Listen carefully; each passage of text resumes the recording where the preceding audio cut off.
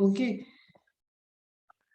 जो अभी आपके सीनियर से सीनियर मतलब सुपर सीनियर बैच ने 12th को पेपर दिया है, उस पेपर में प्रिडिक्टेड रेंज किस चैप्टर से इतना आता है, इस चैप्टर से ये आता है, फिगर बेस्ड क्वेश्चंस आते हैं, असर्शन रीजन नहीं आएगा, ये सारे प्रिडिक्शन जितने हमारे जैसी फैकल्टीज करती हैं, और जिसमें मैं तो हमेशा ऑलवेज रेडी फॉर एवरीथिंग, क्या आएगा उसके लिए हमेशा आपको 2 स्टेप अपर एंड पे ही सोचना है, अपर हायर, लोअर कभी नहीं जाना है।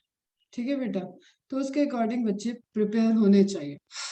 फिगर एक भी नहीं आया है क्वेश्चंस में, मैच द कॉलम भर भर के आए हैं, लेकिन जो ट्रिक है मैच द कॉलम को सॉल्व करने के लिए कि आप सबसे, आपके जितने कॉन्सेप्ट अच्छे रहेंगे, आपको जितने अच्छा आपका कमांड रहेगा ना, एक कंफ्यूजिंग एक ऐसा स्टेटमेंट वहां पे रहेगा, एक ऐसा मैच द कॉलम रहेगा जो काफी टफ होता होगा, या जो सिर्फ एक ऑप्शन में होगा और वो आप श्योर हो अगर, ठीक है, वो ऑप्शन आप श्योर हो तो आपको फिर पूरे 5 6 4 जितने भी ऑप्शन दिए हैं मैच द कॉलम में कि ए को बी से मिलाओ, सी डी सी ई जिससे भी मिलाओ, उसको सॉल्व करने की फिर नीड ही नहीं आती है, क्योंकि आपने एक सॉल्व कर लिया। जैसे एक क्वेश्चन था, मैं आपको बताती हूँ, मेरिस्टेमेटिक ग्रोथ के लिए ऑप्शन में था कि वायरस फ्री कल्चर, अगर हम प्लांट कल्चर वायरस, तो सुनना ध्यान से हम क्या बताना चाह रहे हैं, वायरस फ्री कल्चर अगर हम कराना चाहें प्लांट के किसी पार्ट का, तो हम कौन सा जोन लेंगे, और ऑप्शन में था मेरिस्टेमेटिक। ठीक है, अगर आपने सिर्फ ये टिक किया कि इधर से आपने लिया मेरिस्टेमेटिक, इधर वायरस फ्री और इधर से लिया मेरिस्टेमेटिक, तो यू हैव नो नीड कि 1 2 3 4 5 6 इतने जो अगल बगल दिए हैं उनको आप मैच करा, ये कॉम्बिनेशन सिर्फ एक ऑप्शन में था। आगे बढ़ो, ठीक है, आगे बढ़ो, फर्स्ट राउंड में आप आगे बढ़ते जाओ, आगे बढ़ते जाओ बिना रुके।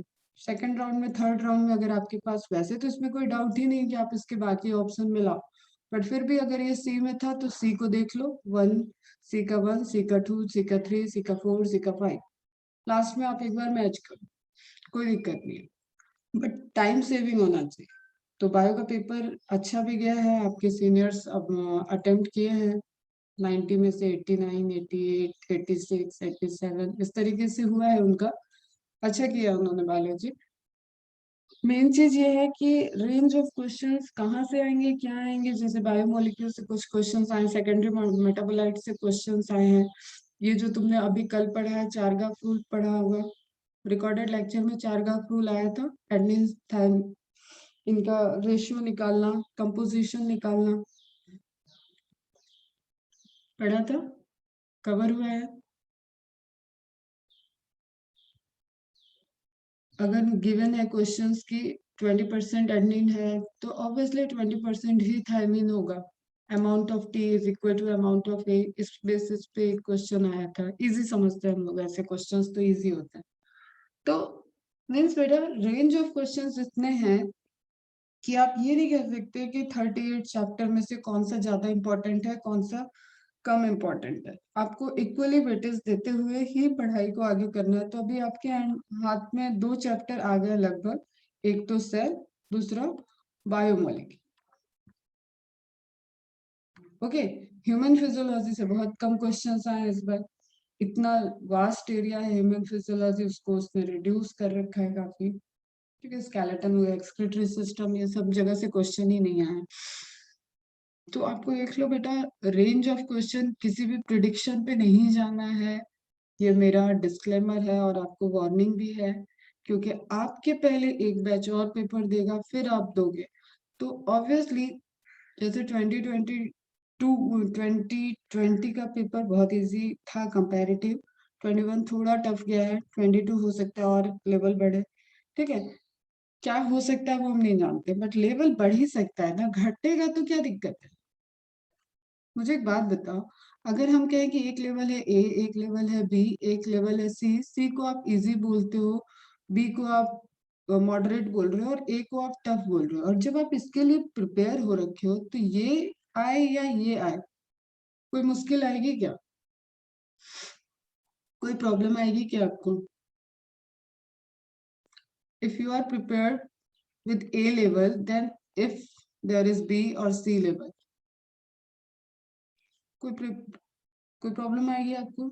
नहीं आएगी ना, इसलिए बेटा मैं जितनी मेहनत कराऊंगी प्लीज उसके साथ मेहनत करो, और हमेशा अपन ए लेवल के लिए ही प्रिपेयर होके एग्जाम में जाएंगे। आना 90 क्वेश्चन है, 90 क्वेश्चन है। इस 90 क्वेश्चन के पीछे सपना मैम आपको 13,000 क्वेश्चन सॉल्व करवा के भेजने वाली है।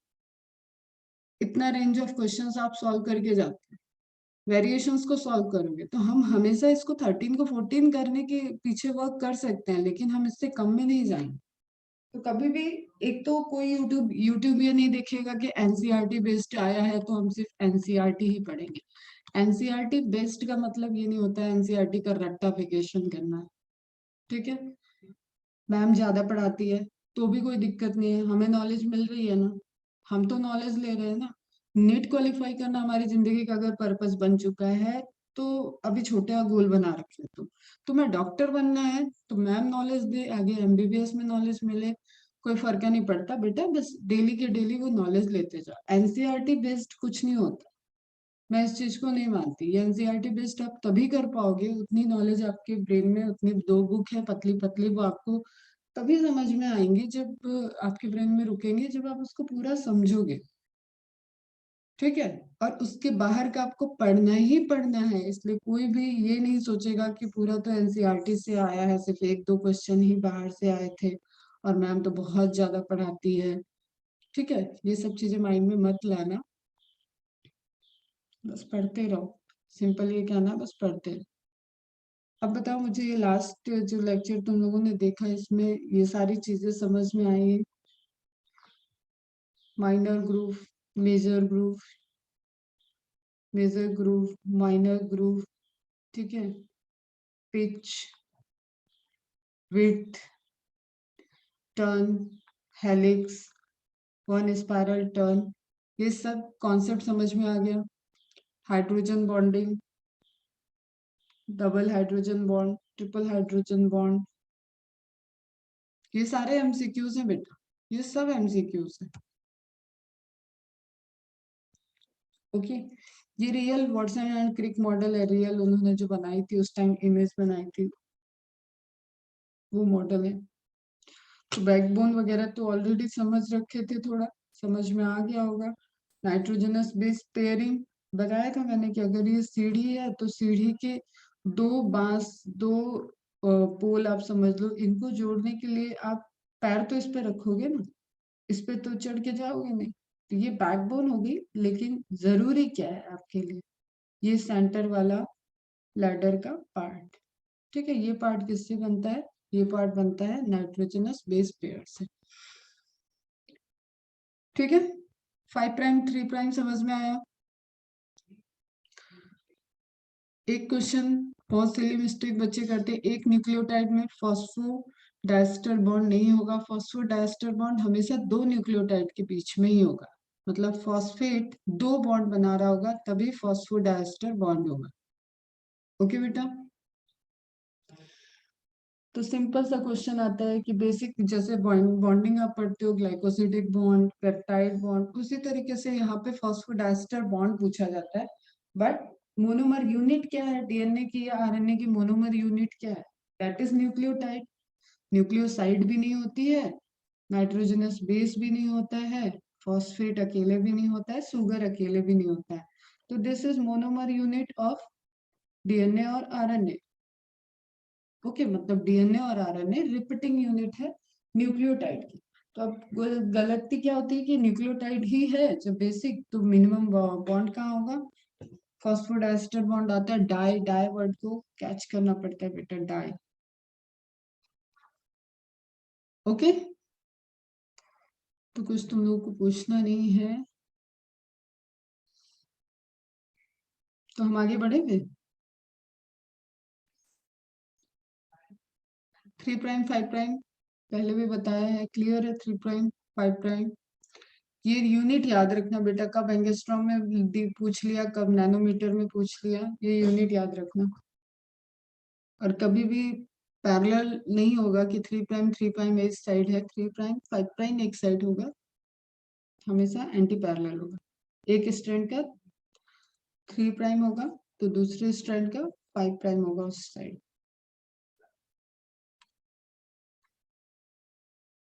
चारगाफ रूल का क्वेश्चंस कराते हैं वो।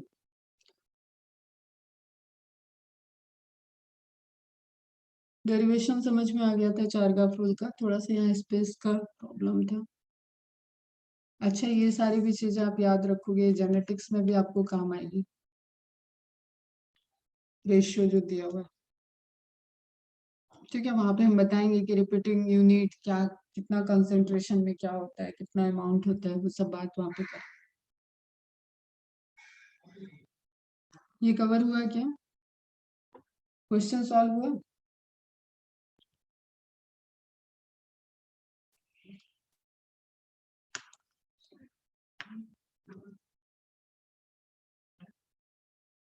चलो यहाँ से सॉल्व करो, पहले देखो, खुद ही देखो और बताओ मुझे क्या लिखा हुआ है। If in a double stranded DNA cytosine is 10%, then what will be the percentage amount of adenine in that DNA?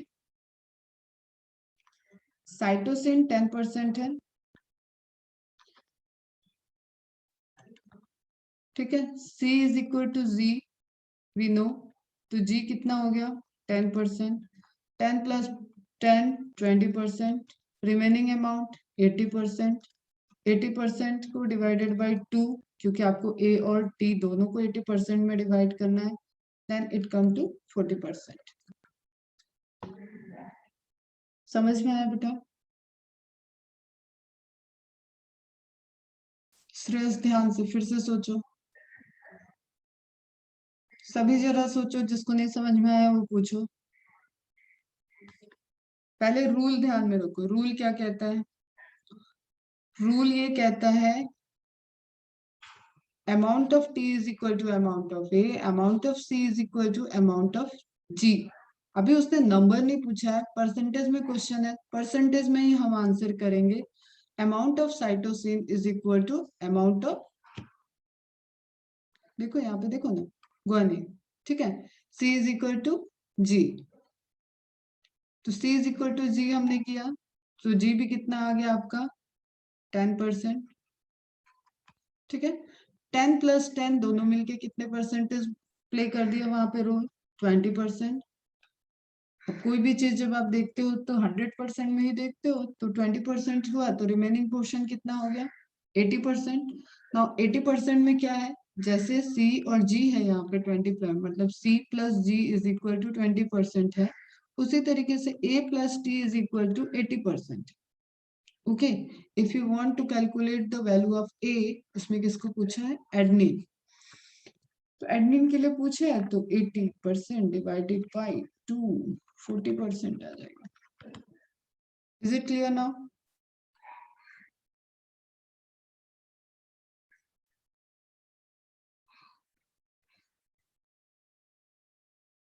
Okay, next तुम लोग करो।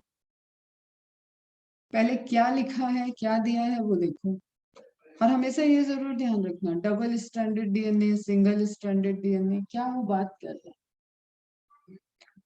If in a double stranded DNA adenine is 17%, then what will be the percentage amount of cytosine in DNA? A दिया है 17%, C पूछा आपसे,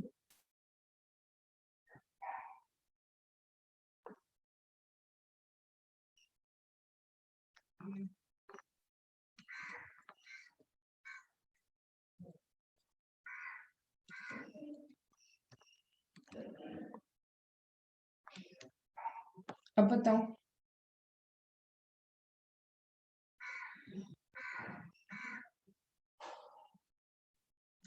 बेटा सभी बच्चे रिप्लाई करो, इम्पोर्टेंट है। देखो अभी मैंने बताया ना, इस बार भी आया हुआ क्वेश्चन है। अभी आप छोटे हो इसलिए मैं पूरा पेपर आपके साथ नहीं डिस्कस कर रही, 2 ही चैप्टर तो आपके हुए हैं। अब आपके जो सीनियर बैच है, जो 12th में इस बार है, उनसे मैंने पूरा पेपर डिस्कस कर लिया जितना उनका कवर हुआ। तो आप इतना ही समझो, बताओ मुझे।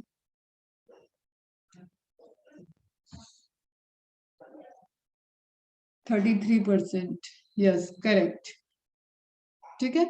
ग्वानिन पूछे तो भी 33%, और थायमिन पूछ लेता तो 17%। चलो नेक्स्ट देखो, if in double standard DNA total 100 base पे, अब ये नंबर पे आ गया बेटा, ये परसेंटेज था, ये नंबर पे है, क्वेश्चन ध्यान से सुना। टोटल 100 बेस पेयर प्रेजेंट, मतलब पेयर में ले रहा है, ये भी ध्यान में रखना होता है आपको कि बेसिस पूछा है या पेयर ले लिया। पेयर ले लिया मतलब आमने सामने की बात होगी, दोनों स्टैंड की बात होगी, ठीक है। तो एक में 50%, एक में 50 बेस है, दूसरे में 50 बेस है, समझ रहे हो, दोनों के बीच में। क्वेश्चन समझ में आया? आउट ऑफ दिस, क्वेश्चन समझ में आया है या नहीं आया ये बताओ। यहाँ तक समझ में आया? 100 बेस पेयर को आप डिस्ट्रीब्यूट कर पाए, एक स्टैंड में 50 बेस है और दूसरे में 50 बेस है, इसलिए अगर आप यहाँ पे ए से लेके बी तक की लेंथ देख रहे हो तो ए से बी तक की लेंथ में 50-50 टोटल कितने हो गए? 100 बीपी। इसको बीपी बोलते, ब्लड प्रेशर नहीं कर लेना, बेस पेयर बोलते हैं, स्मॉल बी स्मॉल पी, ऐसे रहता है बीपी। Is it clear? आगे क्या कह रहा है? Out of these 40 nucleotides having G, find out that out of these 40 nucleotide having G, तो इन 100 बेस पेयर में 40 न्यूक्लियोटाइड उसने बोल दिया कि G है, तो सिंपली G किसके इक्वल है? C के।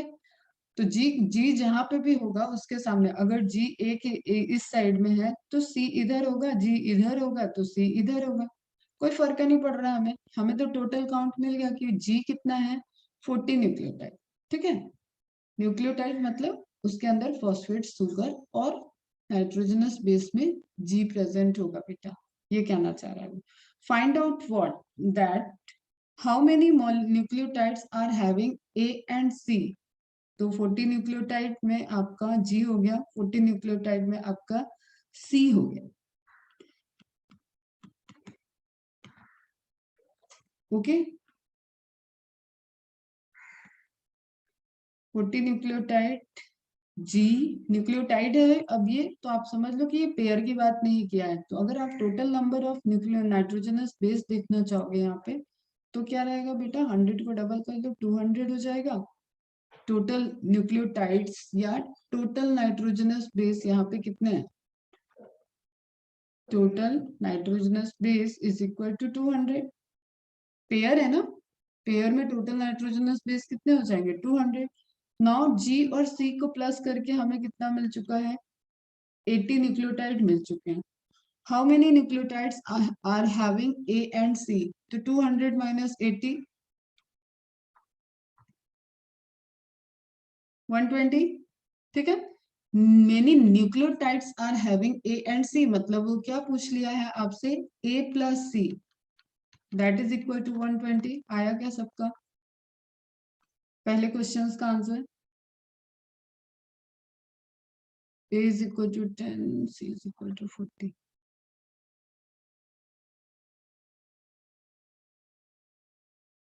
अभी पहला क्वेश्चन क्लियर हुआ, first part, how many nucleotides are having A and C, is it clear? Pair को पहले कन्वर्ट कर लो टोटल नाइट्रोजनस बेस में, दैट इज 100 इंटू 2, क्योंकि दो स्ट्रेन है, पेयर की बात हो रही है, तो 200 हो गया। नाउ जी को सी के सी जी प्लस सी कर लो, 40 40 80 हो जाएगा, 200 में से 80 माइनस कर लो, 120 हो गया। नाउ अबाउट 120 को आपको अभी हाफ नहीं करना है, क्योंकि इसने पूछा how many nucleotides are having A and C, तो आपका आंसर आ गया डायरेक्ट 120। नाउ कह रहा है which pair base pair is maximum in this DNA, कौन सा बेस पेयर मैक्सिमम है डीएनए में? एक मिनट, कुछ गड़बड़ हो रहा है। ए एंड सी पूछा है बेटा, A and C, A and T नहीं है। तो ए एंड सी, पहले ए कितना निकलेगा, अब हाफ करना पड़ेगा। ए निकालने के लिए आप हाफ करोगे, 60 आ जाएगा, 60। और सी कितना आ चुका है आपके पास ऑलरेडी? 80। तो 60 प्लस 80, देखो मुझसे ही गलत हो रहा था, ध्यान से क्वेश्चन को देखना है, ए और टी नहीं पूछा है, ए और सी। तो 8 6 14 140, इसका आंसर होगा 140। सबने गलत किया लग रहा है, 120 120 तुम लोगों ने भी लिखा है। सुनो ये क्वेश्चन जरा सॉल्व करती हूँ मैं, क्लियर कर रही हूँ स्क्रीन, दोबारा सॉल्व करते हैं। ध्यान से देखो क्या गिवन है। गिवन ये है कि total number of base pair, total number of base pair is equal to 100. That means total number of nucleotides or nitrogenous base is equal to 200. इतनी बात क्लियर? ठीक है. Now what is given?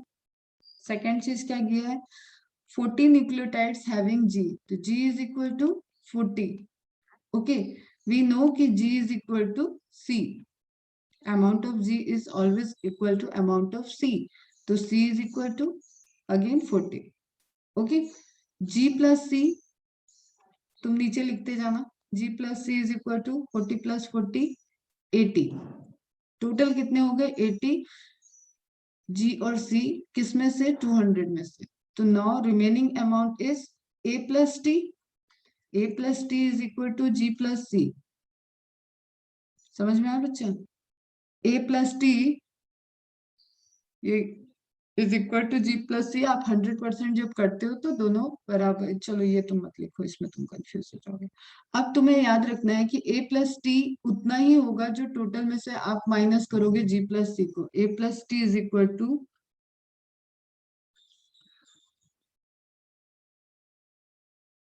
A plus T is equal to total nucleotide minus G plus C. इतनी बात समझ में आई?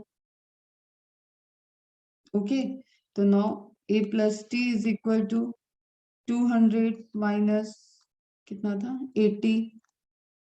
That is 120. Okay. तो A is equal to T is equal to 120 divided by 2. That is 60. यहाँ तक बात clear है? Now question is about A plus C. First question पूछा है A plus C that is equal to a value रख दो 60. A is equal to 60.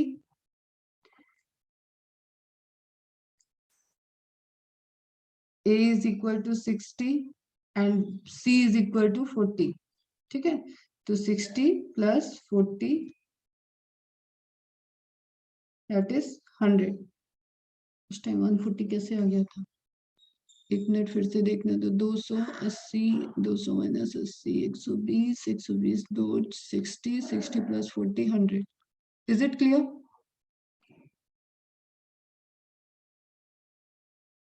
सभी reply करो. अच्छा बेटा. हाँ ठीक है.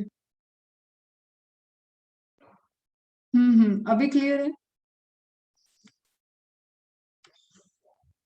स्टेप आप अभी फर्स्ट टाइम कर रहे हो ना, तो आप स्टेप बाय स्टेप लिखो. Is it clear? तो पहले तो क्वेश्चन पढ़ने में ध्यान देना है कि क्या दिया है, क्या पूछ रहा है. तो जैसे छोटी क्लास में आप मैथ सॉल्व करते हो, it is given that. Given that में आपने लिखा क्या क्या दिया है. अब आप एमसीक्यू जब सॉल्व करोगे ना, तो जिस तरीके से मैं कर रही थी हवा में ना, उस तरीके से आप भी करने लगो. बस ये देखना है कि हम पढ़ें सही से. मुझसे गलती हुई थी, आपको गलती नहीं करनी. तो इतना आप वहां लिखने बैठोगे तो 2 क्वेश्चन का टाइम चला जाएगा आपका. ओके. तो पहला सॉल्व हो गया. How many nucleotides are having A and C, that is the 100. And now next है, which base pair is maximum in this DNA? Base pair maximum in this DNA. कौन सा ज्यादा हुआ? एक 120 है, एक 80 है. तो ऑब्वियसली A और T. A और T के बीच में कितने बॉन्ड होते हैं hydrogen? How many hydrogen bonds present between A and T? Second answer समझ में आया? विच बेस पेयर पूछा है is maximum in this DNA. तो बेस पेयर दो ही होते हैं, या तो एटी से पेयर कर रहा होगा, या तो एटी के बीच में पेयरिंग हो रही होगी, या तो जीसी के बीच में पेयरिंग हो रही होगी. दो ही बेस पेयर है, दो ही कॉम्बिनेशन पॉसिबल है. ठीक है. टी ए हो सकता है, सी जी हो सकता है, सीक्वेंस वाइज. तो एटी और जीसी में मैक्सिमम कौन है? जीसी 80 है, एटी 120 था. Which base pair is maximum in this DNA is 18। Okay, clear है? कितने डबल बॉन्ड होते हैं, सॉरी कितने हाइड्रोजन बॉन्ड होते हैं? 2 हाइड्रोजन बॉन्ड। यस, तो ये क्लियर हुआ आपको? समझ में आया? सभी बच्चे रिप्लाई करो, सिर्फ 4-5 बच्चों का रिप्लाई आ रहा है। आर्या, आर्यन, आर्यन पवार, अथर, अथर पवार, देवाशीष, दीक्षा, एकता, ईरा, हर्षिता, इकरा, जानवी, जहाना, कृतिका, मैत्रेयी, मृणाल, नुपुर, प्रज्वल, प्रमेश, रोहन, सफा, सानिका, सान्या। चलो, मैं बहुत सारा नाम है, टाइम जाएगा। ठीक है, सब खुद ही बताओ जरा। लास्ट में वेदांत है। ठीक है, तो A to V please reply. Clear? Okay, आज मैं ग्रुप में कुछ मैसेज कर दूंगी, कुछ क्वेश्चंस असाइन कर दूंगी इससे रिलेटेड, उसको आप होमवर्क में सॉल्व करो। ओके बेटा, done?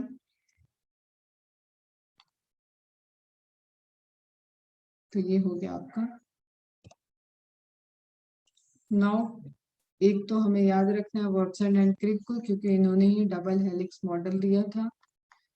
In 1953 propose the double helical model of DNA, और ये आप पढ़ोगे डिटेल में कहाँ पे, अभी पढ़ चुके हो वैसे डबल हेलिकल मॉडल हमने, इसलिए बायोमोलिक्यूल में हम कवर कर देते हैं, but types of DNA, DNA structure को वहाँ पे आप मॉलिकुलर बेसिस में आप पढ़ते हो कि which is the genetic material. DNA और आरएनए और प्रोटीन और कार्बोहाइड्रेट, बायोमोलिक्यूल हमें पता है कि ये बायोमोलिक्यूल है, लेकिन आज तुम जान रहे हो क्योंकि आज प्रूफ हो चुका है कि DNA and RNA is the genetic material, and most of the cases में DNA is genetic material except some viruses. तो डीएनए हो या आरएनए हो, ये जेनेटिक मटेरियल है, ये प्रूफ हो चुका है, लेकिन प्रूफ होने के पहले तो हम यही देखेंगे ना कि जब बायोमोलिक्यूल है, आपके पास लिपिड भी है, आपके पास कार्बोहाइड्रेट भी है, आपके पास प्रोटीन्स भी है, तो इसमें से वो मॉलिक्यूल कौन सा है जो कि ट्रेंड को जनरेशन आफ्टर जनरेशन कैरी कर रहा है। ठीक है, तो जब वो पढ़ोगे तो भी ये आपको स्ट्रक्चर्स वगैरह रिकॉल करने पड़ेंगे। अच्छा, साइंटिस्ट के लिस्ट में डबल स्टार मार्क करके ही रखना है जिनको भी नोबेल प्राइज मिला है। इस साल साइंटिस्ट बेसिस पे क्वेश्चन, साइंटिस्ट के नेम पे भी क्वेश्चन नहीं आए हैं।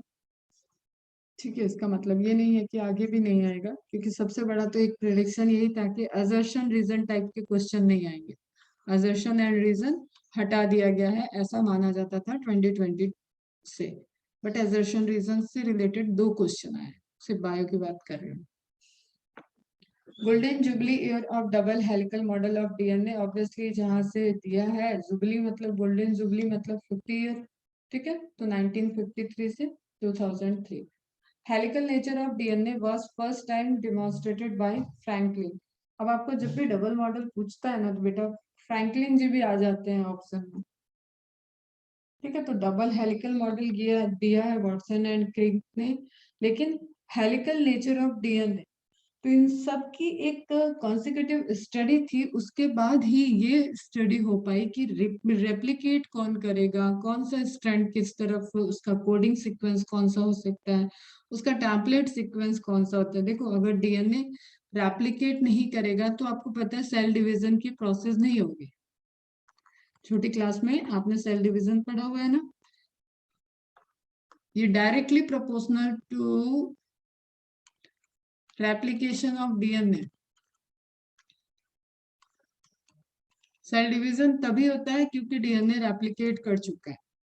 ओके, तो ये जब आप पढ़ोगे तो फिर से आपको ये सारी चीजें स्ट्रक्चर, और इन दोनों स्ट्रैंड में जैसे 2 स्ट्रैंड बनाया आपने ना हेलिकल मॉडल, तो इन दोनों स्ट्रैंड में कौन सा कोड है, कौन सा टेम्पलेट है, ये सब आपको वहां पे डिटेल में पढ़ेंगे। ठीक है, ये वाटसन एंड क्रिक है। श्रद्धांजलि दो, आगे बढ़ो, इनको 3.5 आई थिंक ये सब तुम लोग को कवर है ना, कुछ पूछना है इसमें तो बताओ।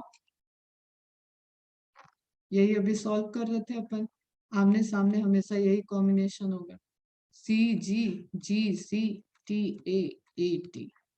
ठीक है, जरूरी नहीं है ये चारों इस लाइन में आ जाए, ऐसा भी हो सकता है GC GC 10 10 बार GC ही हो, ऐसा भी हो सकता है। इट माइट बी पॉसिबल बेटा।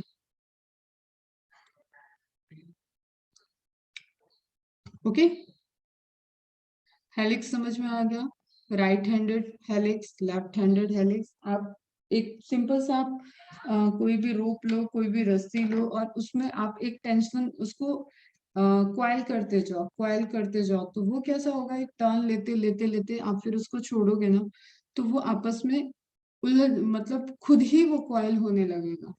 एक गेम होता है, क्या बोलते हैं उसको, देखो बता रही हूँ, शायद तुम लोग नाम बता पाओ। हम लोग तो ऐसे हाथी घोड़ा, पता नहीं क्या तो बोलते थे, ऐसे बैठते हैं और इसमें पीछे कपड़े को रख के कोई भाग जाता है, एक एक बंदा एक वाइल्ड कपड़े को लेके घूमता रहता है, बाकी लोग बैठे रहते हैं, और वो जिसके पीछे भी रखेगा उसके दोबारा राउंड पूरे करने के पहले अगर उसने देख लिया तो वो उठ के घूम चलेगा और वो इसकी जगह बैठ जाएगा, लाइक खो खो। ठीक है, और अगर नहीं देखा तो फिर उसी कपड़े से उसको मारना स्टार्ट हो जाता है। इस तरीके का एक गेम होता है। तो जो वो बीच में कपड़ा रखा हुआ है ना, वो उसको इतना ऐंठा जाता है ना कि वो इस तरीके से कोड़ा बोलते हैं, कोड़ा हम लोग के साइड में तो कोड़ा बोलते हैं। ठीक है, तो जब ऐसे आप उसको फैलाओगे तो ये ऐसा रहेगा, लेकिन आप छोड़ दोगे तो उसको फिर ये ऐसा आपस में गुथ जाएगा।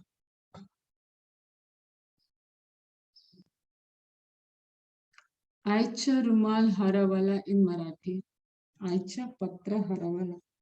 चलो बढ़िया, तो आई थिंक तुम समझ रहे होगे कि अगर ये सिर्फ दुपट्टा रहता तो उससे चोट नहीं लगती, लेकिन उसको क्वाइल्ड करके टाइट कर दिया गया। ठीक है, टाइट कर दिया गया तो वो एक तरीके से हंटर में कन्वर्ट हो जाता है। कोड़ा कोड़ा, कोड़ा को इंग्लिश में बोलते हैं हंटर। ठीक है, तो उसी तरीके से आपको पता है आपके एक एक सेल के अंदर दो अप्रोक्सीमेटली 2 मीटर का डीएनए है। इसको बेटा क्वाइल नहीं होगा तो सेल ही हमारी कहाँ मीटर में। ठीक है, तो इसके अंदर क्वाइलिंग के और प्रोटीन के हेल्प से ही डीएनए फिट होता है। दैट्स वाई डीएनए या तो राइट हैंडेड क्वाइल होता है या तो लेफ्ट हैंडेड क्वाइल होता है। ओके, रोजालिंड जी को थोड़ा, रोजालिंड फ्रैंकलिन जो साइंटिस्ट है उनको थोड़ा अंडररेटेड रखा गया, नोबेल प्राइज नहीं मिला उन्हें। बट यहाँ पे वॉटसन, क्रिक, विल्किंसन, विल्किंस, इन तीनों को ही नोबेल प्राइज मिला हुआ है। और साइंटिस्ट लिख लो, आर्थर कॉनबर्ग डिस्कवर्ड एंजाइम, बहुत इंपॉर्टेंट डिस्कवरी है ये भी, DNA polymerase from the E coli bacteria. ठीक है, पॉलीमरेज एंजाइम मतलब इसका फंक्शन क्या होगा बेटा, polymerization. Now tell me what is polymerization, what is polymerisation?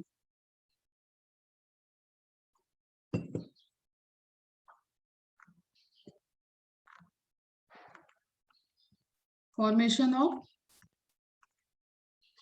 Polymer is known as polymerization, add होता जाए। ठीक है, तो डीएनए पॉलीमराइजेशन मतलब डीएनए का, यस बेटा करेक्ट। ठीक है, तो डीएनए का पॉलीमराइजेशन करने के लिए जो एंजाइम होगा वो क्या होगा, डीएनए पॉलीमरेज होगा। फिर आपको इसके भी टाइप पढ़ने हैं, 1 2 3, clear, DNA polymerase 1, DNA polymerase 2 3। तो यहाँ पे आप बेसिकली बस अभी बेसिक नॉलेज देखो कि DNA polymerase that is an enzyme which is responsible for the polymerization, or you can simply say DNA synthesis। DNA का पॉलीमराइजेशन होना मतलब डीएनए की सिंथेसिस होना। Okay, from E coli bacteria से कॉनबर्ग ने isolate किया था। By the use of DNA polymerase Kornberg first time synthesise DNA in the laboratory. ठीक है, लैबोरेटरी में डीएनए को सिंथेसाइज किया था इन्होंने। इनविट्रो डीएनए सिंथेसिस, जो भी काम लैबोरेटरी में होता है उसको इनविट्रो कहते हैं। डीएनए सिंथेसिस मैंने भी की हुई है, डीएनए आइसोलेट किया हुआ है, फंगस से डीएनए निकाला हुआ है मैंने। ठीक है, फिर उस डीएनए को अपन सेपरेट करते हैं, फ्रेगमेंट करते हैं, उसका पीसीआर करते हैं। कई सारी टेक्निक्स होती हैं। जब आप हायर पढ़ते हो, हायर स्टडी में जाते हो, एक्सपेरिमेंटल नॉलेज लेते हो, तो वहां पे आप ये सब चीजें खुद करके देखने को मिलता है अगर आप वेट लैब में हो। तो मैंने एमएससी के टाइम में वेट लैब टेक्निक्स की हुई है, तो वहां पे डीएनए का आइसोलेशन, डीएनए का in vitro polymerization and then PCR, ये सब चीजें किया हुआ है हम लोगों ने। तो डीएनए सिंथेसिस और DNA synthesis in cell free extract, okay, क्या कहना चाह रहा है कि इन विट्रो मतलब लैबोरेटरी में, इन वीवो पहले भी बताए हैं ये टर्म, इन वीवो नेचुरल, ठीक है, बायोलॉजिकल सिस्टम के अंदर वो प्रोसेस हो रहा है, जैसे किसी एनिमल के अंदर, किसी प्लांट के अंदर, किसी माइक्रोब्स के अंदर वो प्रोसेस हो रही है naturally, that is in vivo. In vitro laboratory में हो जाता है। ओके, लैबोरेटरी में भी दो पॉसिबिलिटी है अब टेक्निक के अकॉर्डिंग, या तो आप लैपटॉप पे कर रहे हो without using any wet lab, कोई एनिमल नहीं देख रहे हो, कोई प्लांट नहीं देख रहे हो, कोई प्रोटीन आपके हाथ में नहीं है, कोई डीएनए आपके हाथ में नहीं है, लेकिन जब आप प्रोटीन का सीक्वेंस डीएनए के सीक्वेंस से डील करते हो, दैट इज इन सिलिको, ठीक है, दैट इज बायो इन्फॉर्मेटिक्स, जो मेरा डिग्री है बेटा, ठीक है, मतलब आप इसको समझ लो बाय यूजिंग कंप्यूटर, ठीक है, मतलब रियल डीएनए नहीं है, लेकिन डीएनए का अगर आपको स्ट्रैंड पता है कि सीक्वेंस क्या है, तो आप बता सकते हो ना कि इससे क्या एमआरएनए बनेगा, इस एमआरएनए से क्या प्रोटीन बनेगा। तो ये कैसा हो गया, ये डेटा बेस्ड हो गया। आपके हाथ में ना डीएनए है ना एमआरएनए है, यू हैव जस्ट डेटा। तो इस तरीके की स्टडी को बोलते हैं in silico, in vitro laboratory, in vivo natural. तो इन विट्रो डीएनए सिंथेसिस और DNA synthesis in cell free extract, ठीक है, सेल फ्री मतलब विदाउट सेल आप उसको डीएनए को सिंथेसाइज कर रहे हो, that is the laboratory process हो जाएगा। For this he got Nobel prize in 1959। किसके बारे में है, कॉर्नबर्ग के बारे में। चलो लिखा हुआ है in vitro in laboratory glassware को यूज करके in vitro DNA synthesis Kornberg, in vitro RNA synthesis Ochoa, सेपाइरो was the first, ओके, तो लास्ट में हम देख रहे थे कि सैप्रो was the first scientist who obtained a photograph of gene। Gene क्या होती है, जिसके पास इंफॉर्मेशन होती है, इंफॉर्मेटिव पार्ट ऑफ डीएनए, और यू कैन ऑल्सो क्रोमेटिन, ठीक है, कहीं कहीं आपको क्रोमोसोम लिखा हुआ भी मिल जाएगा, लेकिन technically that is not chromosome. Chromosome के पास क्रोमोसोम कंडेंस फॉर्म है, सुपर कंडेंस फॉर्म है, उसमें प्रोसेस नहीं होता है, वो नॉन फंक्शनल होता है, इसलिए मैं बस क्रोमेटिन तक बताती हूँ, और टेक्निकली आप समझो कि डीएनए जब ओपन होगा तभी वो फंक्शन कर सकता है।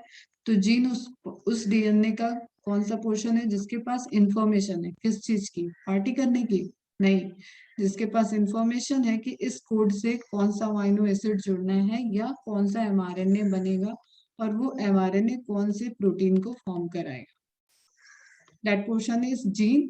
और कौन सा जीन था जो उन्होंने आइसोलेट किया था, लैक जीन। लैक जीन मतलब होता है lactose gene. Is it clear?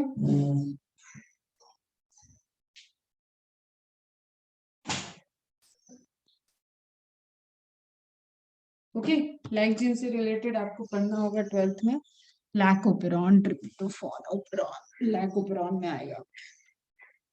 समझ में आ गई बात? चलो जस्ट इंफॉर्मेशन है। In one polynucleotide chain, in one polynucleotide chain phosphodiester bonds are present. One polynucleotide होगी तो कभी भी हाइड्रोजन बॉन्ड नाइट्रोजनस बेस वाला नहीं बनेगा, क्योंकि सिंपल आपका एक चेन है, इसमें सुगर फॉस्फेट वाली बात होगी। Okay, and then in double helix of DNA there is hydrogen bond. अब इतनी कॉमन सी बातें आपको सबको समझ में आ चुकी होंगी।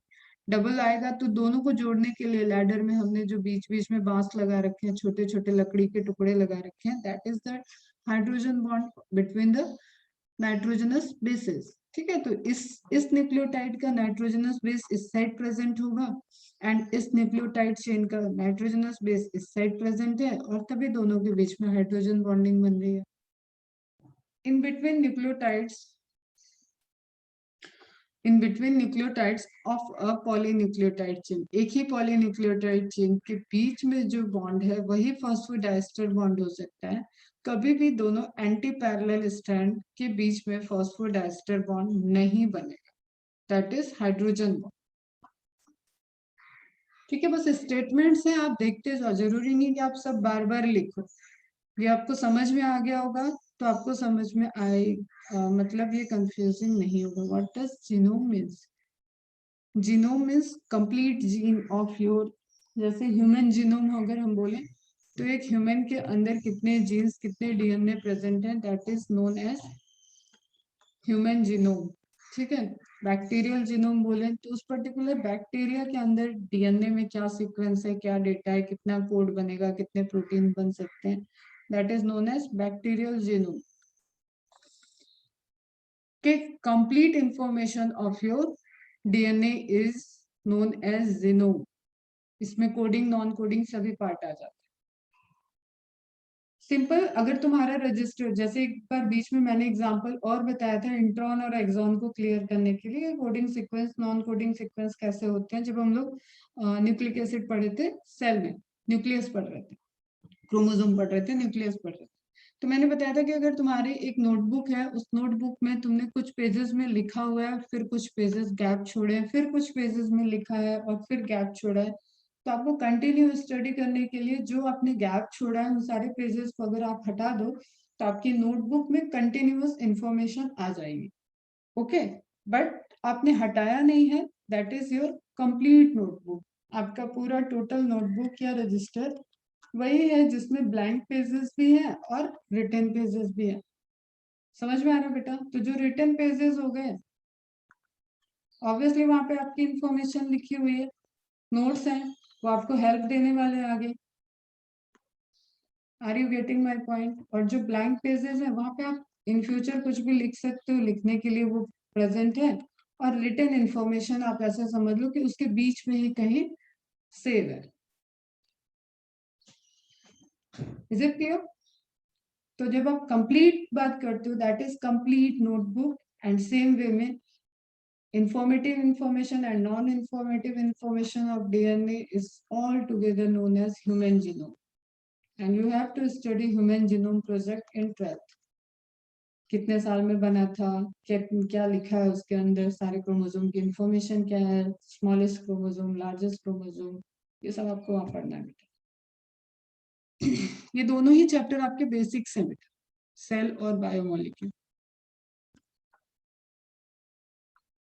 ठीक है, तो हम क्या बता रहे थे, अब आपको ये बॉन्ड, सभी बॉन्ड से रिलेटेड कोई भी क्वेश्चन आए, it should be clear. In between nucleotides of double helix there is hydrogen bond. Nucleotides के, न्यूक्लियोटाइड के सुगर और फॉस्फेट के बीच में एक बॉन्ड होगा, नाइट्रोजनस बेस और सुगर के बीच में बॉन्ड होगा। तो ये सब बॉन्ड आपको याद रखना है। अब ये पहले भी बताया हुआ, ladder of DNA is hydrogen bond and backbone of DNA is phosphodiester bond. क्योंकि बैकबोन बोल रहा है, अब जब सिर्फ एक सिंगल न्यूक्लियोटाइड बोलता है तो आपको याद रखना है that is not the phosphodiester bond, that is only phosphate bond, phosphoester bond.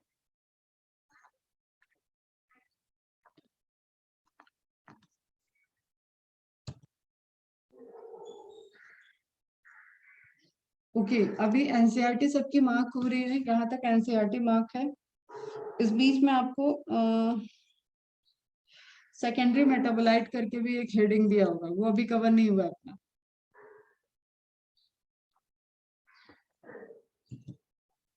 बाकी सबकी एनसीईआरटी मार्क है प्रॉपर। ठीक है, वो आपने यूट्यूब पे देख लिया होगा ना कि एनसीईआरटी आ रही है, 100% एनसीईआरटी आ रही है, तो that 100% NCERT should be mark the mark है। Very good. चलो अब आगे का मार्क कर लो, जो आपने जगह जगह पे बॉन्ड्स पढ़ा हुआ है उसको उसने समराइज करके एनसीईआरटी में एक जगह लिखा हुआ है, बस आप मार्किंग कर लो, ये सब आपको पता है। इन अ पॉली, पॉली का मतलब मेनी, पेप्टाइड का मतलब ये प्रोटीन की बात कर रहा होगा, हिडन है। पॉलीपेप्टाइड और अ प्रोटीन, देखो लिख दिया, खूबसूरती से लिखती है एनसीईआरटी कि आप उलझो भी उसमें। इन अ पॉलीपेप्टाइड, या तो आप पॉलीपेप्टाइड कह लो या प्राइमरी प्रोटीन कह लो। ठीक है, इन अ पॉलीपेप्टाइड और a protein amino acids are linked by a peptide bond which is formed when the carboxyl group means COH group of one amino acid reacts with the amino group of the next amino acid with the elimination of a water moiety molecules. ठीक है, the process is called dehydration and it is also known as condensation reaction, dehydration, synthesis या synthesis of a larger molecule by the joining of two molecule and removal of hydrogen water molecule takes place. किसी भी तरीके से पूछे, आपको fundamental clear है तो अब वो कुछ भी लिख दे, आप क्वेश्चन सॉल्व कर लोगे. Is it clear? तो पहली वाली जो 4 लाइनें लिखी हैं उसके अंदर उसने किसके बारे में बात किया है? प्रोटीन्स के बॉन्ड की. प्रोटीन्स के बॉन्ड के लिए आपको 2 अमाइनो एसिड पे आना पड़ेगा जो कि मोनोमर यूनिट के ज्वाइनिंग से बनेगा और सबसे छोटा जो बॉन्ड होगा दैट इज डाइपेप्टाइड बॉन्ड. कोई भी मोनोपेप्टाइड जैसा स्ट्रक्चर नहीं होता है. तो डाइपेप्टाइड और अमाइनो एसिड की लॉन्ग चेन जुड़ेगी, उसमें रोल ऑफ राइबोसोम भी आपने देखा, रोल ऑफ एमआरएनए भी देखा है, टीआरएनए भी देखा है, काफी डिटेल पढ़ रखी है आपने. ओके, कोई क्वेश्चन इन 4 लाइनों से यहाँ तक? सॉरी, सभी को क्लियर है? बेटा रिप्लाई करो, तुम्हें 39 स्टूडेंट्स हो क्लास में, सिर्फ वो 2-3 हर्षिता, ईरा, सोहिनी, देवाशीष, 4-5 बच्चे ही रिप्लाई करते हैं. श्रेयस, इतने बच्चे ही रिप्लाई करते हैं. बाकियों को भी तो पढ़ा रहे हैं ना, हम सबको पढ़ा रहे हैं.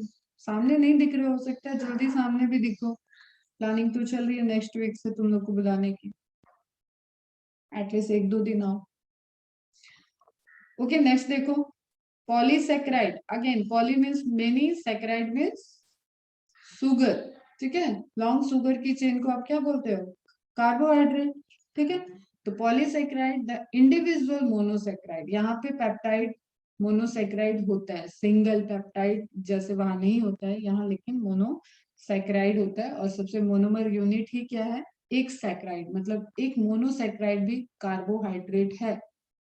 ठीक है, एक अमाइनो एसिड प्रोटीन नहीं है, लेकिन एक मोनोसेक्राइड कार्बोहाइड्रेट है, ये बात ध्यान रखो. ठीक, फिर मोनोसेक्राइड जुड़ेगी तो कौन सी बॉन्ड थी? Glycosidic bond. Again the process is same, dehydration synthesis, dehydration reaction, condensation, dehydration synthesis and condensation reaction.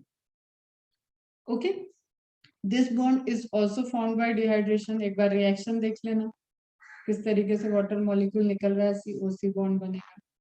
This bond is formed between two carbon atom of two adjacent monosaccharides. कैसा bond था? COC. याद आया?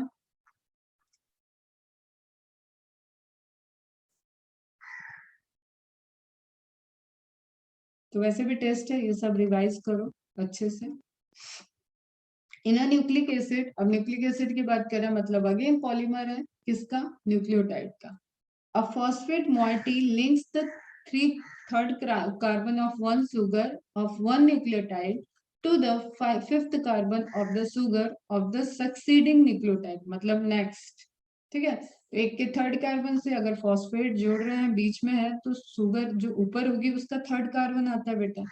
ठीक है, जो नीचे होगी उसका फिफ्थ कार्बन आएगा, ये कह रहा है यहाँ पे. तो सिंपल एक छोटा सा इमेज बना लोगे तो आपको क्लियर रहेगा. Third carbon, fifth carbon. समझ में आई बात? हमेशा फॉस्फेट के सर पे कौन सा पोर्शन होगा? Third carbon. पैर की तरफ कौन सा पोर्शन होगा? नीचे की तरफ. सुगर का ऊपर, सुगर का ऊपर मतलब फिफ्थ कार्बन. फॉस्फेट नीचे जुड़ेगा शुगर के ऊपर वाले पॉइंट से, और शुगर के नीचे वाला पॉइंट, शुगर के नीचे वाले पॉइंट से फॉस्फेट नीचे से जुड़ेगा, और शुगर के ऊपर वाले पॉइंट से फॉस्फेट नीचे की तरफ जुड़ेगा.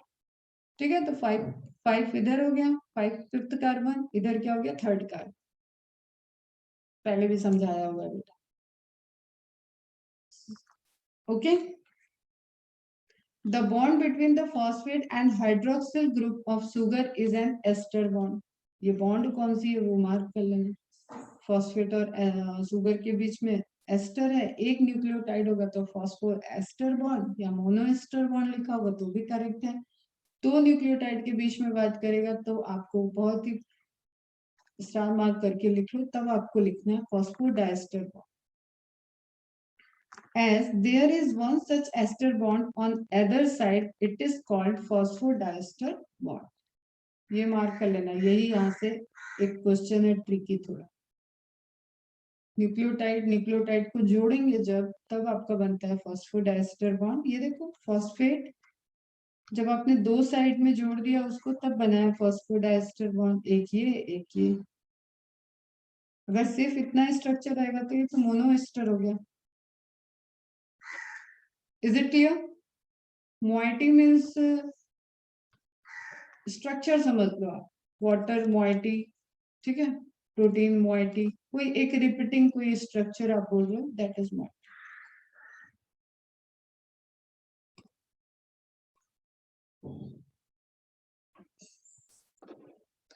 ओके, मार्क हो गई सबकी एनसीईआरटी। तो सारे बॉन्ड्स आप याद रखो अच्छे से। Any query?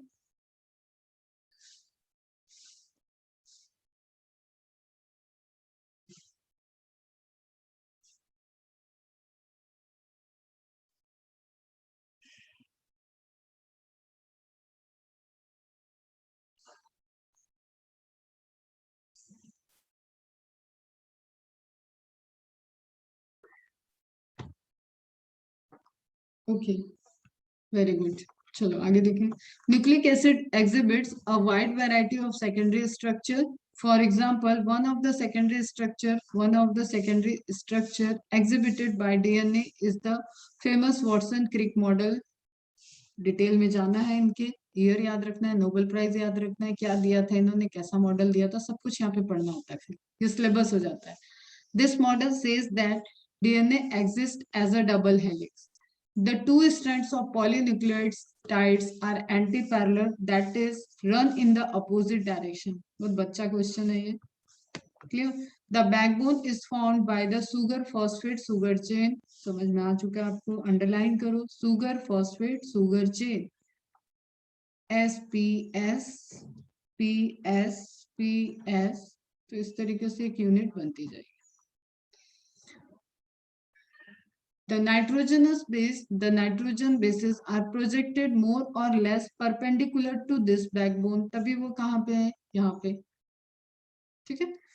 This backbone but face is inside, अंदर की तरफ आएगी। A and G of one strand compulsorily base pair with T and C respectively. तो AT के साथ GC के साथ हो गया अपना, तो सॉल्व हो चुका है, अपन देख चुके हैं।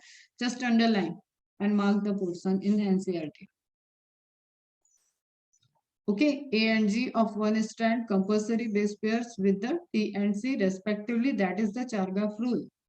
Base pairing rule है, rule of base pairing. A कभी C के साथ पेयर नहीं कर सकता है, नहीं G के साथ पेयर कर सकता है। Is it clear? मार्क हो गई बेटा, आराम से कर लो।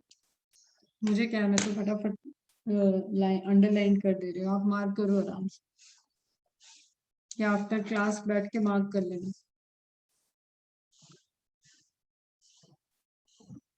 ओके गुड, आगे देखते हैं। ठीक है, अभी डायग्रामेटिक रिप्रेजेंटेशन आपने तो इतना खतरनाक खतरनाक डायग्राम देख लिया, तो ये तो आपको समझ में आएगा ही। 5 प्राइम, देखो इसके पीछे पीछे जाओ, इसको पकड़ के, इसका दूसरा एंड क्या होगा, हमेशा 3 प्राइम। 5 प्राइम, दूसरा एंड क्या होगा, 3 प्राइम। ठीक है, अब एक पोर्शन को इनलार्ज करके देख रहा है तो आपको पता है ये शुगर है, ये फॉस्फेट है, ये शुगर है, ये शुगर है, ये शुगर है, ये फॉस्फेट है। तो शुगर फॉस्फेट की बैकबोन, शुगर फॉस्फेट बैकबोन, और इनर साइड में आपको क्या है, नाइट्रोजनस बेस। ठीक है, तो दोनों नाइट्रोजनस बेस के बीच में बॉन्डिंग होगी, हाइड्रोजन बॉन्ड, तब ये बनेगा डबल स्ट्रैंड।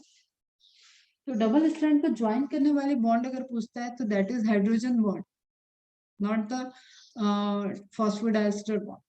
डबल स्ट्रैंड को आपस में जोड़ने के लिए, इसलिए वहां पे एक सेंटेंस था वन पॉलीन्यूक्लियोटाइड। हर एंगल से समझा करो चीजों को। वन पॉलीन्यूक्लियोटाइड, ओके, एक पॉलीन्यूक्लियोटाइड ये है, एक पॉलीन्यूक्लियोटाइड ये रहेगी। तो दोनों को जोड़ने वाला जो लैडर वाला काम कर रहा है वो तो यही है बेटा। ठीक है, तो thymine adenine double, 2 hydrogen bond दिख रहा है, एंड गुआनिन साइटोसिन में। ओके, क्लियर है। आप चाहो तो कुछ एडिशनल इंफॉर्मेशन यहाँ पे ही इमेज वाले एरिया में लिख सकते हो जो आपको दिया हुआ है, अदरवाइज सिंपली नोट्स बनाते चलो। नोट्स बनाने में कोई डेली नोट्स बनाओगे तो कोई प्रॉब्लम नहीं आएगी। अब वही कुछ एंगल्स दिए हुए हैं, कुछ डेटा दिए हैं, और ये डायरेक्ट पूछे जाते हैं, इसलिए आप एनसीईआरटी में मार्क कर लो। There are 2 hydrogen bonds between A and T and 3 hydrogen bond between G and C. Each strand appears like a helical staircase. ठीक है, सीढ़ी जैसे घुमावदार सीढ़ी होती है ना, मूवीज में दिखता है किले विले के अंदर, उस तरीके का बात हो रहा है। ईच स्टेप, अब सीढ़ियां कैसे होती है किले में, अगर आप देखो तो कोई ऐसा बड़ा हवेली ववेली की शूटिंग होती है तो इस तरीके से होता है ना, फिर इसके पैरेलली ऐसे जा रहा होगा, क्योंकि वो उस पे लोगों को चलना है तो वो हम पूरा मिक्स नहीं कर सकते। यहाँ एक आपने और देखी होगी, इस तरीके से भी रहती है, तो वो इसी को शो कर रही है। ऐसे स्टेयर्स देखिए कभी कभी मूवीज में दिखाते हैं।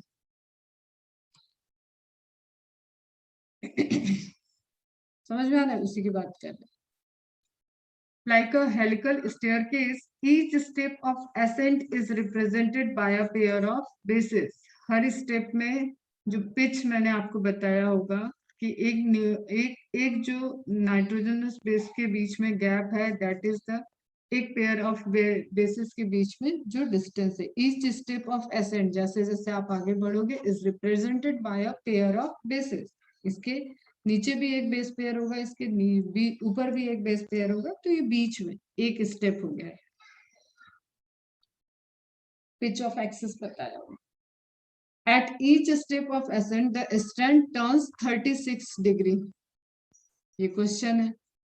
One full turn of the helical strand would involve 10 steps. अभी जब आपने एक बोला तो एक नाइट्रोजनस बेस मतलब दो के बीच की दूरी आ गई, ठीक है।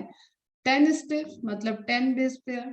कल आपने पढ़ा होगा उस लेक्चर में कि एक हेलिकल, ये बी डीएनए की इंफॉर्मेशन होती है, ठीक है। ये इंफॉर्मेशन हर डीएनए की नहीं है, this is the information of जो मोस्टली डीएनए प्रेजेंट होता है, that is the B form of DNA. पढ़ाएंगे हम टाइप्स ऑफ डीएनए। तो एक बी डीएनए के हेलिकल टर्न में one helical turn included 10 base pair. Okay, वही लिखा है यहाँ। Attempt drawing a line diagram, try कर लो आप। द पिच, यही पिच की बात हो गई, वुड बी 34 एंगस्ट्रॉम। ये था टर्न, क्लियर। ये टर्न है, डिग्री में है, ये लेंथ है एंगस्ट्रॉम में। The pitch would be 34 angstrom. The rise per base pair would be 3.4 angstrom.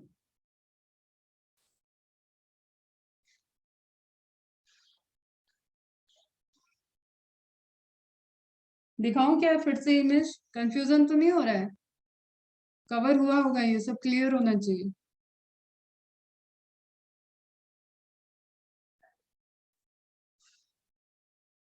NCERT रखना, इमेज देखना, जो लास्ट लेक्चर में कवर किया है, सारे डिटेल्स आपको उसमें दी हुई। और फिर भी नहीं समझ में आ रहा है तो बताओ मुझे। द राइज पर base pair would be 3.4 angstrom. This form of a DNA with the above mentioned silent features is called bDNA. अब मार्क करो जो हमने बता दिया तुम्हें, ये सारे फीचर्स किसके? bDNA के। In higher classes, you will be told that there are more than a dozen forms of DNA named after English alphabet with unique structural features. ठीक है, जेड डीएनए होता है, ये डीएनए होता है, तो वो सब हम आपको पढ़ाएंगे बाद। Is it clear?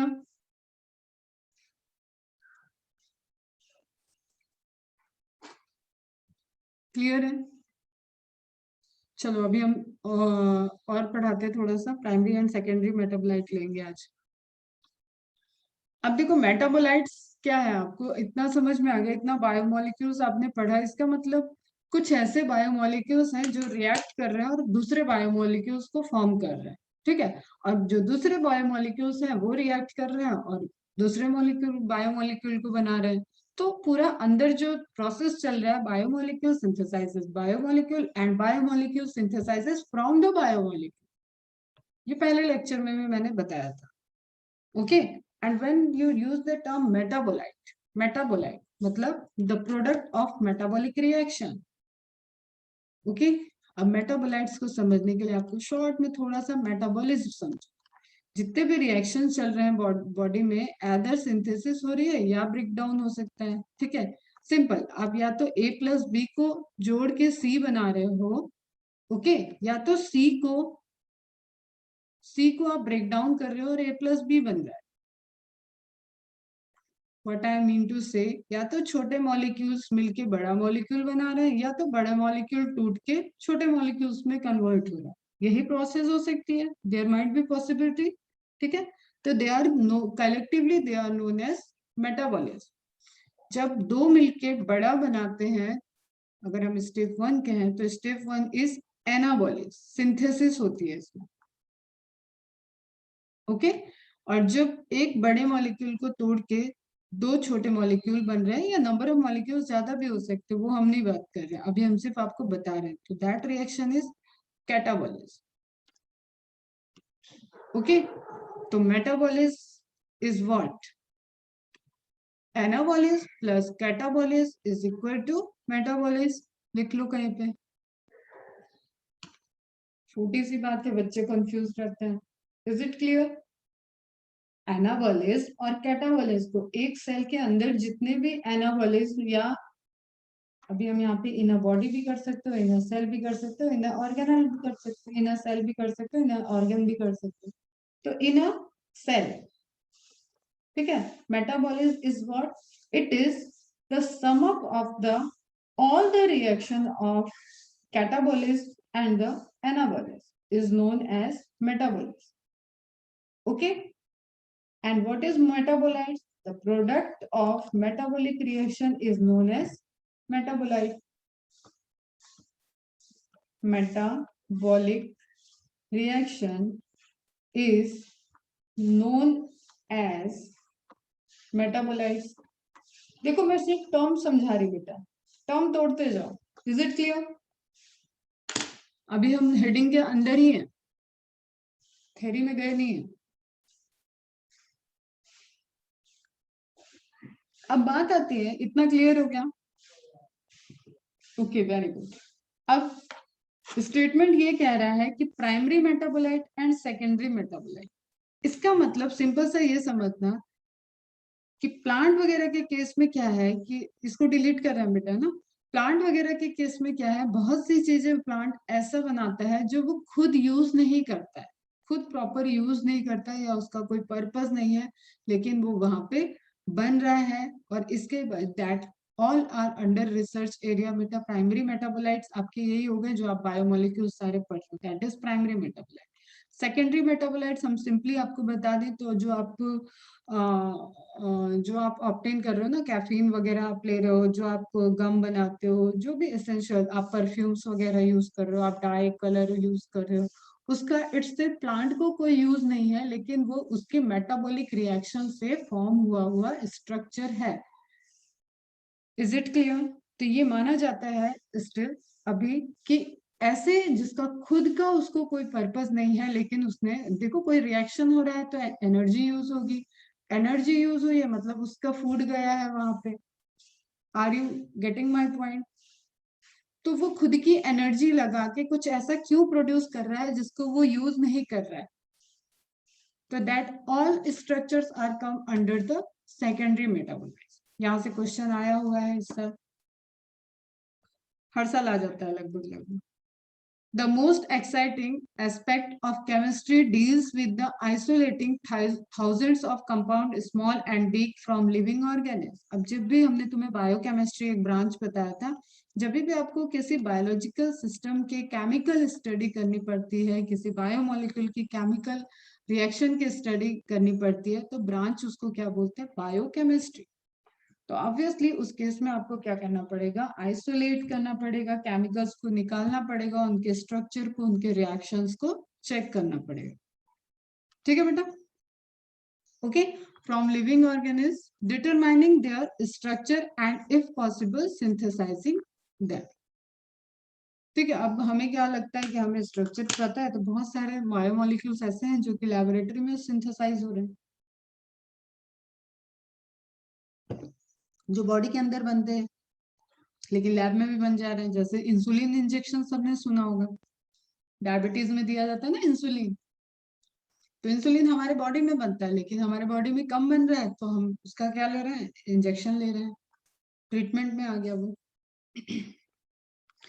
If one were to make a list of biomolecules, such a list would have thousands of organic compounds, including amino acids, sugars, etc., for reasons that are given in section 9.10.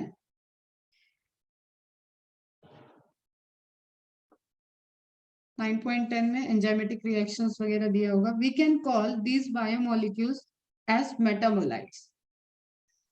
ठीक है, तो simply आप लिखो product of metabolic reaction is known as metabolites, क्योंकि ये सब metabolism के resultant formation हो रहा है। और दीज आर ऑर्गेनिक मॉलिक्यूल्स, आपने स्टार्टिंग में सेपरेशन टेक्निक में, आइसोलेशन टेक्निक में ऑलरेडी पढ़ रखा है। Okay, in animal tissues one notices the presence of all such categories of compound shown in figure 9.1।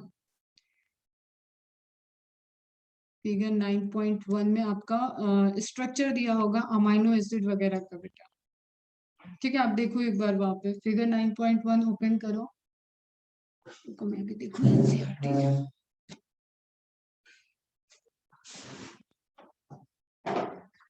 Figure बोल रहा है, टेबल नहीं बोल रहा है।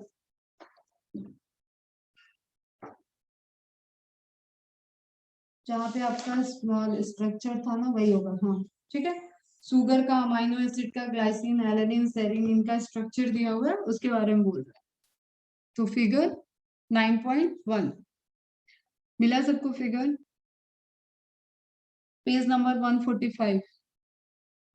These are called primary metabolites.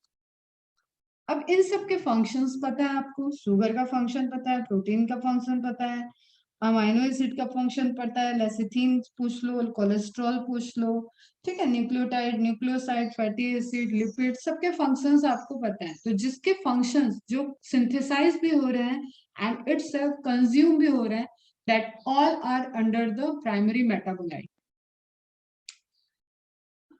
Okay, primary हो गया, वो प्रायोरिटी देना है उसको, तो that is primary metabolites.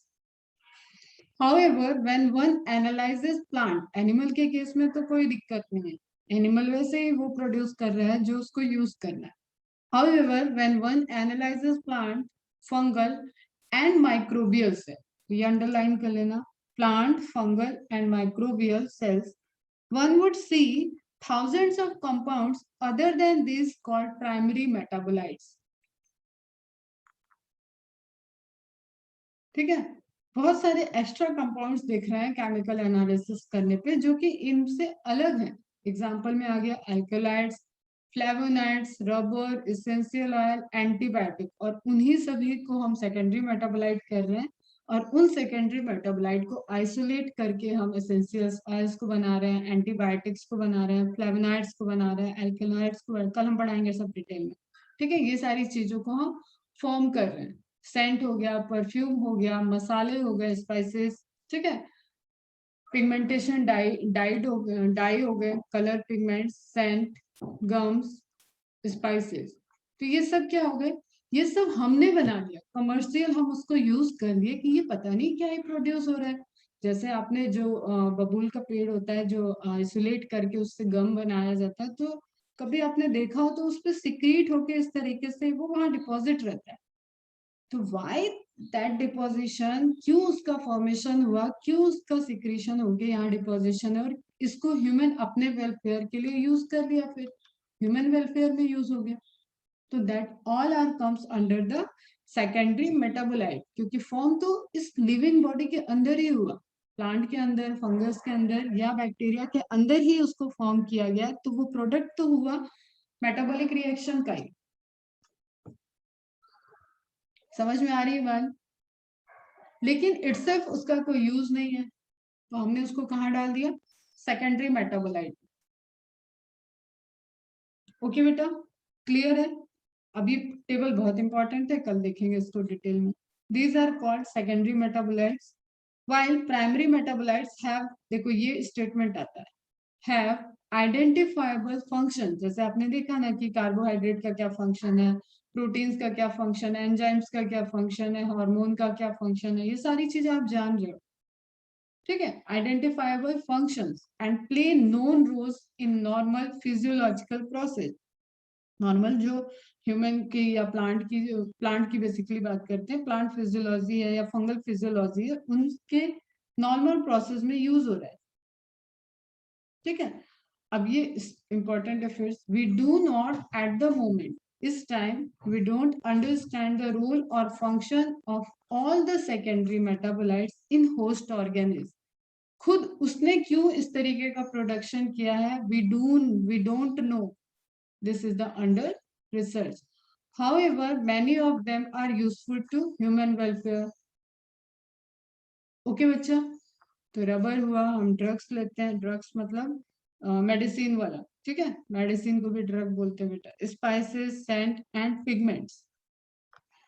Some secondary metabolites have ecological importance. पता है हमें, हमारे इकोसिस्टम में हमारे इकोनॉमिकल वैल्यू और इकोलॉजिकल इंपॉर्टेंस को फिर ये शो करेंगे। In the later chapters and years you will learn more about this. इतनी सी कहानी आपकी दी है एनसीईआरटी में, जिसको हम डिटेल में कल स्टार्ट करेंगे, कल करते हैं इसको कवर।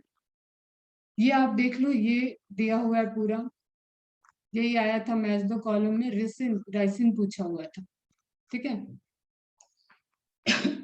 इस बार पूछा था, तो ये बहुत very very very important table है, यहाँ से आता ही है क्वेश्चन। अब वही बात है, हम प्रिडिक्ट नहीं करेंगे, लेकिन चांसेस आर हाई कि आएगा ही। अब यहाँ पे आप अटकोगे इस पे, सेलुलोज पे, क्योंकि सेलुलोज तो आपने पढ़ रखा है कि मैम सेलुलोज तो प्राइमरी सेल वॉल में प्रेजेंट होता है, ठीक है? तो सेकेंडरी मेटाबोलाइट है, सेल के बाहर आया और डिपॉजिट हो गया, यही तो कर रहा है वो। समझ में आया? तो सेलुलोज को भी सेकेंडरी मेटाबोलाइट में रखा गया है, और ये क्वेश्चन बच्चे गलत करते हैं सेलुलोज वाला। तो कल हम लोग one by one in categories को देखेंगे कि पिगमेंट्स क्या है, अल्कोलाइड्स क्या है, टर्पेनॉइड्स क्या है, एसेंशियल ऑयल क्या है, टॉक्सिन्स क्या है, लेक्टिन्स क्या है, ड्रग्स क्या है, पॉलीमेरिक सब्सटेंसेस क्या है। ओके, और बाकी आपको सबके एग्जाम्पल और ये टेबल याद ही रखना। क्या कह रहे हैं? सब हम बताएंगे, एक एक करके बताएंगे। कॉलेज पूरा कंप्लीट स्टार्ट होने का नहीं है, बट क्योंकि एक इंटरेक्शन और ऑफलाइन स्टार्ट रहना चाहिए, अभी परमिशन नहीं है टोटल स्ट्रेंथ के साथ, तो एक दिन बायोलॉजी, एक दिन मैथ्स आपको वीकली बुलाया जाएगा, सिर्फ वन डे, अभी तक जो प्लान हो रहा है उसके अकॉर्डिंग। फिर आपको जैसा भी ऑफिशियल नोटिस आएगा उसके अकॉर्डिंग आप करो। कंपल्सरी नहीं है, ओके? क्योंकि हम लोग लीगली नहीं बुला सकते ना, परमिशन नहीं, कोरोना टाइम में अभी परमिशन नहीं है, बट कम स्ट्रेंथ के साथ आप आ सकते। तो एक दिन सिर्फ बायो बायो, एक दिन सिर्फ मैथ्स मैथ्स, तो इस तरीके से क्लासेस प्लान होंगी। सिर्फ 2 दिन, वीकली 1 डेज आना पड़ेगा, एक दिन आना। चलो अभी पहले इसके बारे में बताओ, इज इट क्लियर? आज की क्लास क्लियर है सबको?